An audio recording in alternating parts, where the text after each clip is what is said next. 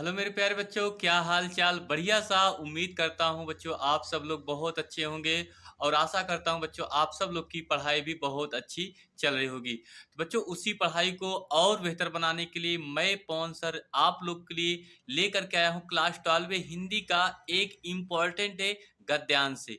बच्चों आज का अगर आप वीडियो पूरा देख लेते हैं तो आपका जो बोर्ड परीक्षा 24 फरवरी 2025 में होगा बच्चों, वहाँ से आप लोग लिखने का सबसे बेहतर तरीका भी आपको पता चल जाएगा और एग्जाम में आप जाकर के छाप देना, यही गद्यांश आपके एग्जाम में लिखने के लिए आएगा बच्चों। 100% बिल्कुल गारंटी के साथ मैं आपसे कह रहा हूँ। तो बच्चों आज इसी पे हम चर्चा करेंगे। वीडियो को एंड तक देखना होगा, समझ में आएगा आपको। बहुत ही इंपॉर्टेंट गद्यांश बच्चों हम लेकर के आए हैं।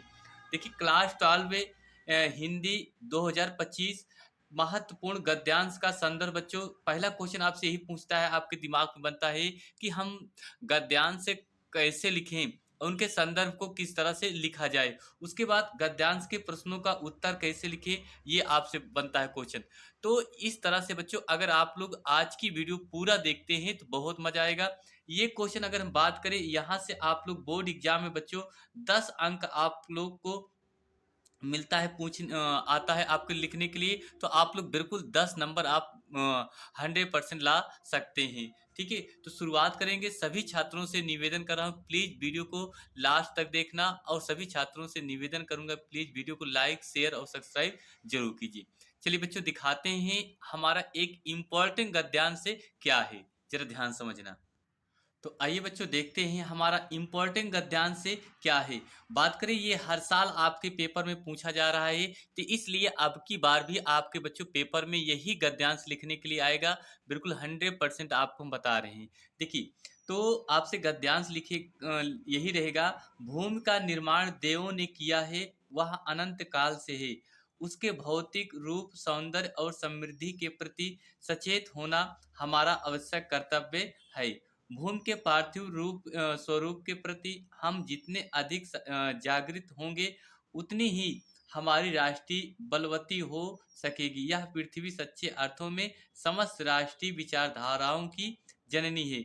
जो राष्ट्रीय पृथ्वी के साथ नहीं जुड़ी, वह निर्मूल होती है।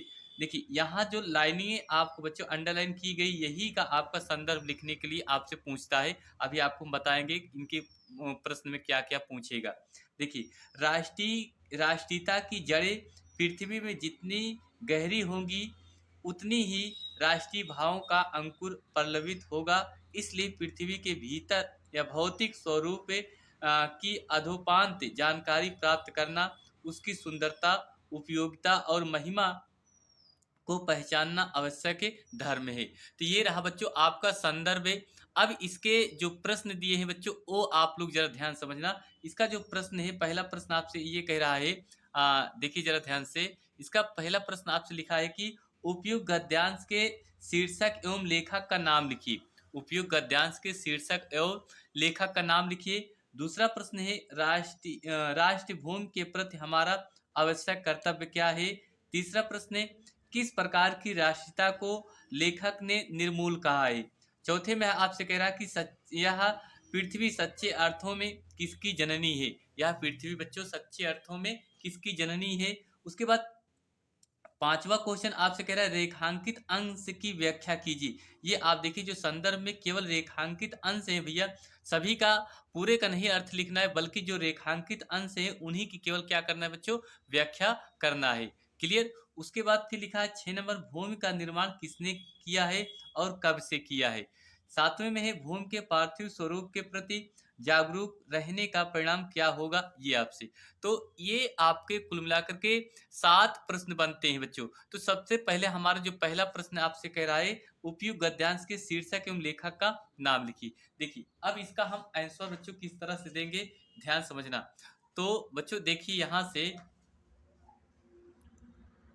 चलिए बच्चों आइए देखते हैं इसके हम सभी का एक एक अर्थ क्वेश्चन का आंसर देखिए लिखेंगे। इसी तरीके से बच्चों अगर आप लोग सजा करके लिख देंगे, आपको एग्जामिनर एक भी नंबर नहीं काटेगा और पूरे नंबर क्या करेगा, आसानी से दे देगा बच्चों। देखिए तो लिखेंगे प्रस्तुत गद्यांश का शीर्षक, ध्यान समझना। और इसी तरीके से बच्चों आपको अपनी कॉपी में क्या करना है, लिखना है। प्रस्तुत गद्यांश का शीर्षक राष्ट्र का स्वरूप नामक पाठ से लिया गया है तथा इसके लेखक की बात करें वासुदेव शरण अग्रवाल जी हैं। ये देखिए बच्चों, इतना ही आपको लिखना है और ऐसे ही कॉपी में क्या करना है, सजा करके लिखना है। ठीक है, आप लोग को ऐसे लिख देंगे तो नंबर पूरा मिलेगा। चलिए दूसरा प्रश्न बच्चों आपसे पूछ रहा है कि राष्ट्रभूमि के प्रति हमारा आवश्यक कर्तव्य क्या है ना। तो इसका आंसर देखिए, तो इसका आंसर बच्चों लिखेंगे राष्ट्रीय भूमि के प्रति, क्या लिखेंगे भैया, राष्ट्रभूमि के प्रति हमारा आवश्यक कर्तव्य, हमारा आवश्यक कर्तव्य उसके भौतिक रूप, सौंदर्य और समृद्धि के प्रति सचेत होना।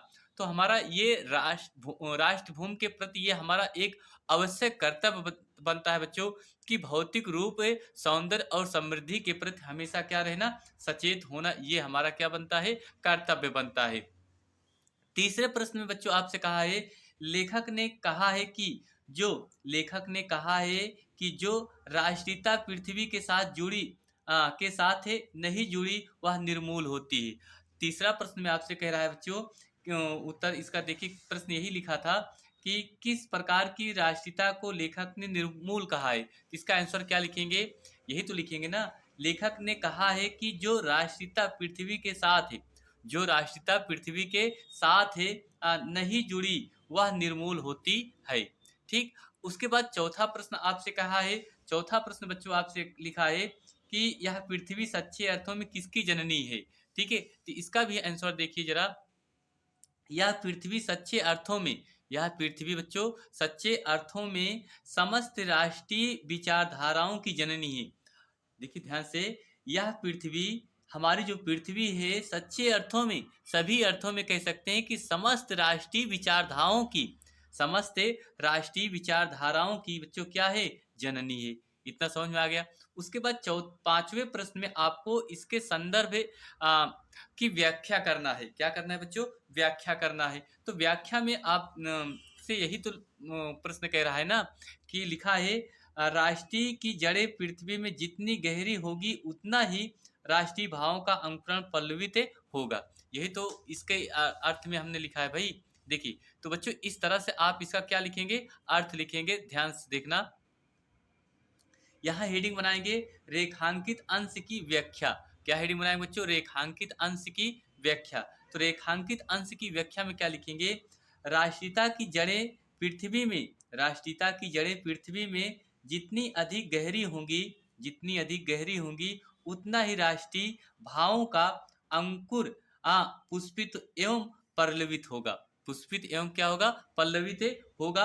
अर्थात राष्ट्रीयता का आधार जितना अधिक सशक्त होगा, राष्ट्रीयता का आधार बच्चों जितना अधिक क्या होगा, सशक्त होगा भैया, उतनी ही राष्ट्रीय भावनाएं भी उतना ही अधिक विकसित होगी, उतनी ही अधिक क्या होगी बच्चों, विकसित होगी। आगे देखिए, इसी के आगे हमने अतः लिखेंगे, अतः प्रारंभ से अंत तक, अतः प्रारंभ से अंत तक, अंत तक पृथ्वी के भौतिक स्वरूप की, पृथ्वी के भौतिक स्वरूप की जानकारी रखना तथा उसके रूप सौंदर्य उपयोगिता एवं महिमा को पहचानना प्रत्येक मनुष्य का न केवल कर्तव्य है अपितु उसका धर्म भी है बच्चों।